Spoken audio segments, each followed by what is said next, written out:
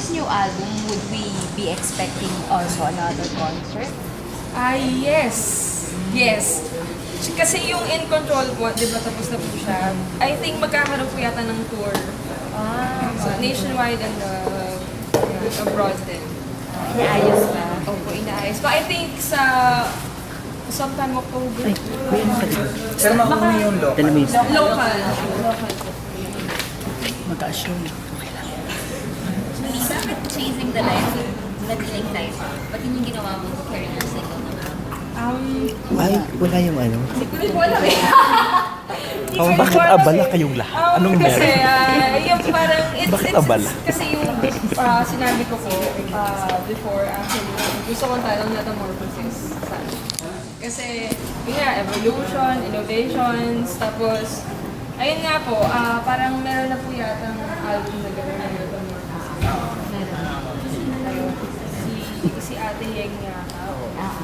Meron pa din po iba. Tapos, parang kasi sa lahat ng mga kanta dito, parang ito yung pinaka-inspiration natin sa lahat. Yung Chasing the Life. Kasi it doesn't talk about just one person, pero para din siya sa lahat. Para sa family mo, sa mga boys mo, para sa mga tao sa music. Judy, I noticed sa album mo has lahat English songs. Yes, So, are you also targeting a different market? Let's say, yun nga, more US ka ba, US bound, or more on Asia market? Ano naman, actually both. Both naman siya. Pero kasi hindi ba, kasi yung previous albums ko kasi di ba parang sobrang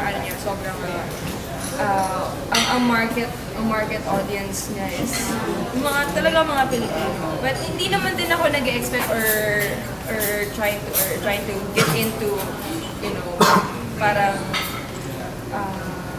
yun nga, tulad nga po na sinabi ko kanina, parang ang dami na rin po kasing lumalabas na music ngayon, especially nanggagaling siya sa iba't sa abroad, like nag-a-adapt tayo sa music na yun, di ba? Tsaka most of the songs now, sobrang iba na siya, may mga EDM, sobrang back electronic, lahat R&B.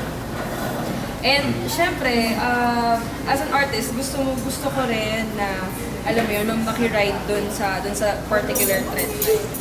I think ito, through this album, ito yung parang way ko para sumabay dun sa trend din. And at the same time, it's a good thing kasi I get to explore and innovate, diba? Aside from singing pop and ballads, yun, nag-explore ako into R&B. Julie, how do you